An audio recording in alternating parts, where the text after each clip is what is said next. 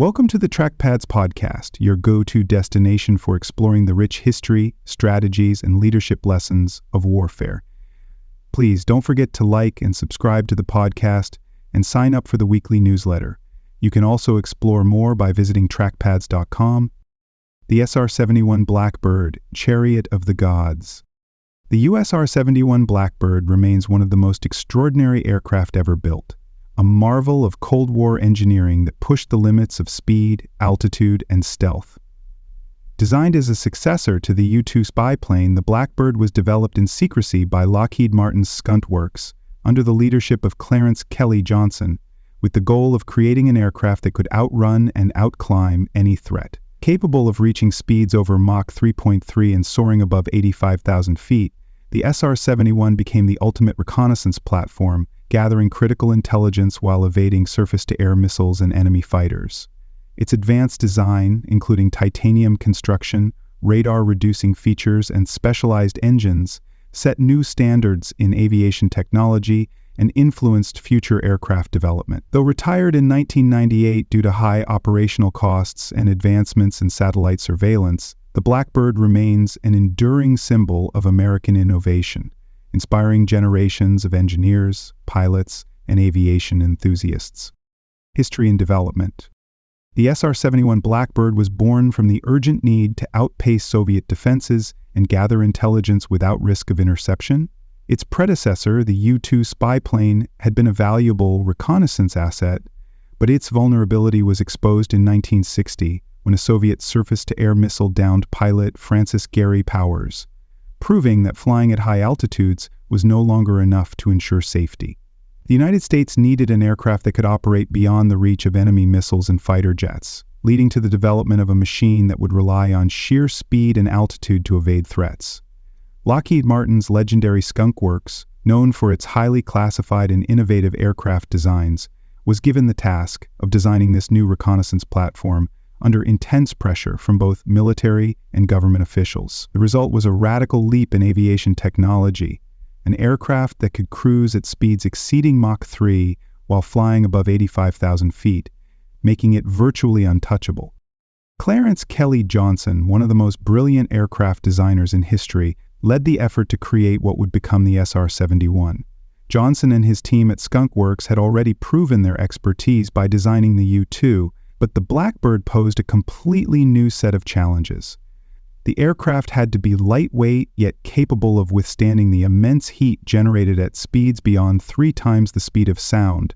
Stealth was also a priority, as reducing radar visibility would add another layer of defense against enemy detection and tracking. Johnson's team designed an aircraft with long, sleek lines, a sharp-edged fuselage, and radar-absorbing features that made it difficult to track.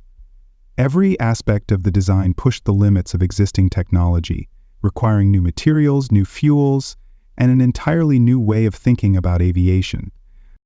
One of the greatest challenges the engineers faced was finding materials that could endure the extreme heat generated by the friction of air at high speeds.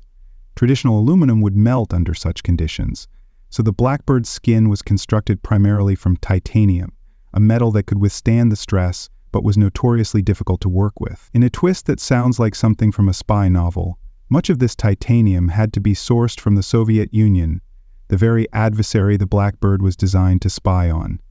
To protect against expansion caused by heat, the SR-71's panels were intentionally designed with gaps that would seal in flight as the metal expanded, giving the aircraft its distinctive, almost living appearance as it morphed at high speeds. Even its fuel, JP-7, was specifically formulated to resist ignition under extreme temperatures, requiring the use of a special chemical igniter just to start the engines. The Cold War played a decisive role in accelerating the development of the Blackbird, with tensions between the United States and the Soviet Union driving the need for advanced reconnaissance capabilities. The Cuban Missile Crisis of 1962 had demonstrated the importance of real-time intelligence, and with Soviet anti-air capabilities improving rapidly, the United States could not afford to fall behind. Speed became the ultimate defense, and the ability to fly faster than any missile or interceptor meant that the Blackbird could penetrate even the most heavily defended airspace. With government agencies pushing for a technological edge, Lockheed was given the resources and support to produce an aircraft unlike anything the world had seen. The result was a reconnaissance platform that could deliver critical intelligence without the vulnerabilities of traditional spy planes or the limitations of early satellites. The SR-71 took to the skies for the first time on December 22, 1964, proving that Lockheed's radical design could not only fly but dominate the skies. Over the next 3 decades, the aircraft carried out missions over some of the most hostile regions in the world, providing intelligence that shaped military and geopolitical decisions. Despite its incredible performance, the high costs of operation and advancements in satellite technology eventually led to its retirement in 1998. However, no aircraft before or since has matched the combination of speed, altitude, and stealth that the Blackbird achieved, securing its place as one of the most legendary aircraft ever built. Technical specifications and capabilities. The SR-71 Blackbird was designed for speed, and it delivered in a way that no other aircraft ever has. With a maximum speed of Mach 3.3, over 2,500 miles per hour, it could outrun virtually anything that tried to intercept it, including surface-to-air missiles. If a missile launch was detected, the standard evasive maneuver for the Blackbird was not to turn or attempt to dodge. It was simply to accelerate. At such speeds, friction with the atmosphere generated extreme heat, with parts of the aircraft reaching temperatures of over 600 degrees Fahrenheit. The pilot's cockpit windows would get so hot that they could literally cook an egg on them. Yet the aircraft remained fully operational in this harsh environment. No other reconnaissance platform has ever relied on sheer velocity as its primary defense, making the SR-71 a true marvel of engineering. Flying at speeds that defied most conventional weaponry was only part of the Blackbird's advantage. It also operated at altitudes that placed it beyond the reach of most threats. With a ceiling above 85,000 feet, the SR-71 soared so high that its pilots had to wear pressurized flight suits similar to those used by astronauts. From this vantage point, the curvature of the Earth was visible and the sky turned black, a sight few humans outside of space have ever experienced. The altitude made the aircraft nearly impossible to intercept with fighter jets, and it could complete long-range missions without refueling, covering vast distances while gathering intelligence on enemy positions, military movements, and missile sites. This high-altitude capability ensured that even if an enemy could track it, they would be powerless to reach it. Everything about the Blackbird's design was engineered to support its high-speed, high-altitude mission. The titanium skin, which was necessary to withstand the heat, made up 93% of the aircraft's structure, a material choice that was both innovative and incredibly difficult to work with. Conventional radar-absorbing coatings could not withstand the extreme temperatures, so instead the aircraft's shape itself was designed to minimize its radar signature, making it harder to detect. Its Pratt & Whitney J58 engines were another engineering breakthrough, operating as conventional jet engines at lower speeds, but transitioning into a near ramjet mode at higher velocities, allowing the aircraft to sustain Mach 3+ speeds for extended periods. Unlike most jet engines, which become less efficient at higher speeds, the J58s actually became more efficient as the aircraft flew faster, making them unique among military aircraft. As a reconnaissance aircraft, the SR-71 carried some of the most advanced surveillance equipment of its time. Its high-resolution cameras could capture detailed images from extreme altitudes, providing intelligence agencies with invaluable data on enemy installations. Some of its sensors were capable of tracking radar emissions, allowing it to map out air defense networks without ever being detected itself. The Blackbird's ability to gather real-time intelligence made it a vital tool during the Cold War, providing information that shaped military operations and diplomatic strategies. Unlike modern reconnaissance drones or satellites, which can be tracked or even disabled, the SR-71 could be deployed quickly, gather intelligence on demand, and return before an enemy had time to react. Despite its incredible performance, the SR-71 was notoriously difficult to maintain and operate. The specialized JP-7 fuel it used was designed to withstand the aircraft's extreme heat and would not ignite with a standard spark. It required a special chemical additive just to start the engines. The Blackbird was so fast that its structure expanded in flight, causing fuel leaks on the ground that gave it a reputation for constantly dripping fuel. Maintenance crews had to contend with its high-tech but delicate components, and each mission required meticulous planning and extensive refueling support. These challenges, combined with the high cost of operation, contributed to its eventual retirement. Even so, the aircraft's unique capabilities and sheer dominance in the skies ensured its place in history as it's one of the most advanced and awe-inspiring aircraft ever built. Challenges and controversies. Operating the SR-71 Blackbird was an expensive and complex endeavor, with each flight requiring extensive preparation, specialized maintenance, and a dedicated support network. The aircraft's titanium construction, cutting-edge reconnaissance equipment, and custom-built Pratt & Whitney J58 engines made it one of the most sophisticated aircraft of its time, but also one of the most demanding. Its fuel, JP7, was a rare and costly blend that required specialized handling, and ground crews had to manage extensive pre- and post-flight inspections due to the aircraft's extreme operating conditions. Unlike conventional jets, the SR-71 had to be refueled mid-air shortly after takeoff because its design required the fuel tanks to be only loosely sealed on the ground, leading to visible fuel leaks when parked. All of these factors made the Blackbird one of the most expensive aircraft to operate, prompting debates over whether its unique capabilities justified its staggering costs. Funding for the SR-71 became a contentious issue, particularly as satellite technology advanced and policymakers began questioning the necessity of a high-speed reconnaissance aircraft. Satellites offered a different kind of intelligence-gathering capability, one that did not require the risks of flying through enemy airspace. While the SR-71 could be deployed quickly and respond to emerging threats, satellites provided persistent surveillance without the need for constant refueling and maintenance. However, satellites were not without limitations. They followed predictable orbits, meaning adversaries could anticipate their passes and conceal activities accordingly. Despite the Blackbird's ability to provide immediate and flexible reconnaissance, the United States government increasingly shifted its priorities towards space-based intelligence gathering, leading to reductions in funding for the aircraft's operations. Flying over hostile airspace at speeds exceeding Mach 3 was not without risks, even for an aircraft that was specifically designed to outrun enemy defenses. Although no SR-71 was ever shot down, pilots were constantly aware that they were being tracked and targeted by surface-to-air missile systems. The aircraft's defenses relied entirely on its ability to outpace threats. If a missile launch was detected, the only maneuver available was to accelerate and climb. Pilots and crews knew that a mission over Soviet or other adversarial territory could turn into a deadly game of cat and mouse, with no margin for mechanical failure or navigation errors.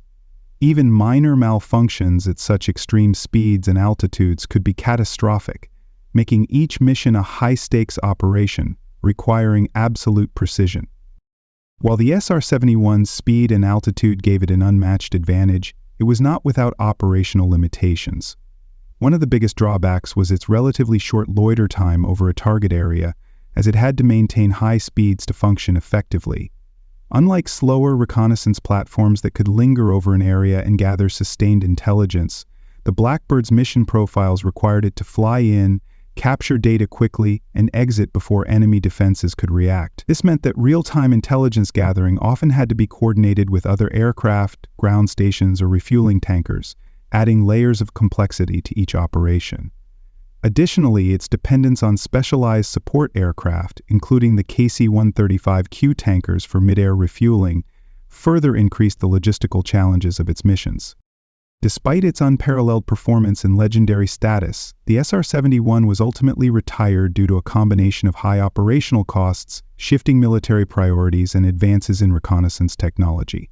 By the late 1990s, budget constraints and the increasing reliance on satellites and unmanned aerial vehicles led to the difficult decision to phase out the Blackbird. Some in the defense and intelligence communities argued for its continued use, citing its unmatched speed and rapid deployment capabilities.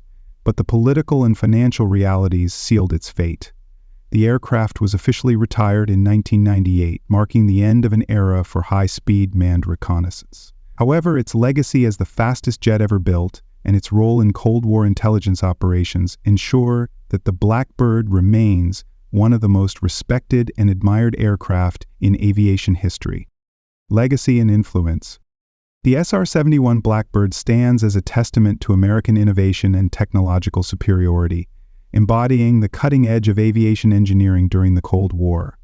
Its creation pushed the boundaries of what was possible, forcing aerospace engineers to develop new materials, propulsion systems, and reconnaissance technologies that had never been used before. More than just an aircraft, the Blackbird symbolized the United States' ability to stay ahead of adversaries through sheer ingenuity and bold design.